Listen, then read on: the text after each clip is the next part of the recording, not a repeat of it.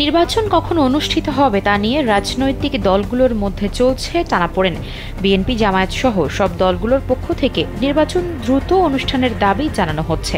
এমন পরিস্থিতিতে নির্বাচন কখন হবে তা নিয়ে কথা বলেছেন অন্তর্বর্তী সরকারের প্রধান উপদেষ্টা ডক্টর মোহাম্মদ ইউনূস।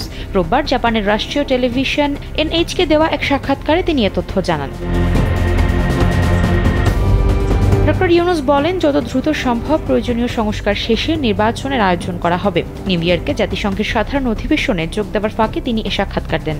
তিনি বলেন, অন্তর্বর্তী সরকারের মূল লক্ষ্য সংস্কার কাজ ও যত দ্রুত সম্ভব জাতীয় নির্বাচনের আয়োজন করা। তাদের দীর্ঘদিন ক্ষমতায় থাকার উদ্দেশ্য নেই বলেও জানান।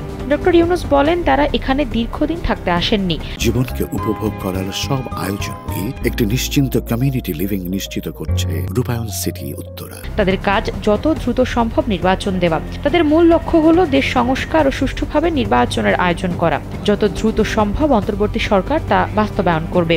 এই সরকারের ব্যর্থ হওয়ার কোনো সুযোগ নেই বলেও জানান তিনি।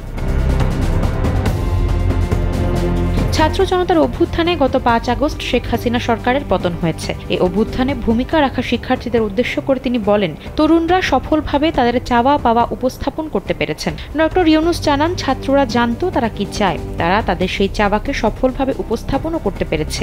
নীতি নির্ধারণে তাদের মতামত ও চিন্তাভাবনা জরুরি। তার সরকার বিষয়টিকে গুরুত্বের সঙ্গে দেখছে। এর আগে সম্প্রতি রয়টার্সকে দেওয়া এক সাক্ষাৎকারে ডক্টর মোহাম্মদ ইউনূসের নেতৃত্বাধীন অন্তর্বর্তী সরকারের প্রতি সমর্থন অব্যাহত রাখার কথা জানান সেনাবাহিনী প্রধান জেনারেল ওয়াকারুজ্জামান। তিনি বলেছিলেন, দেশে চলমান সংস্কার সম্পন্ন করতে অন্তর্বর্তী সরকারের পাশে থাকবেন। এছাড়া আগামী 18 মাসের মধ্যে যেন নির্বাচন অনুষ্ঠিত হতে পারে সে ব্যাপারেও তিনি সহযোগিতা করবেন বলে জানিয়েছিলেন। নির্বাচন অনুষ্ঠান সংক্রান্ত এক প্রশ্নে সেনাপ্রধান বলেছিলেন, একটি নির্দিষ্ট সময়সীমার মাধ্যমে বাংলাদেশের গণতান্ত্রিক প্রক্রিয়ায় প্রবেশ করা উচিত। সংস্কারের পর 1.5 বছরের মধ্যে নির্বাচন হতে পারে বলেও মন্তব্য করেন তিনি। আফসারা নাজ, কালবেলা।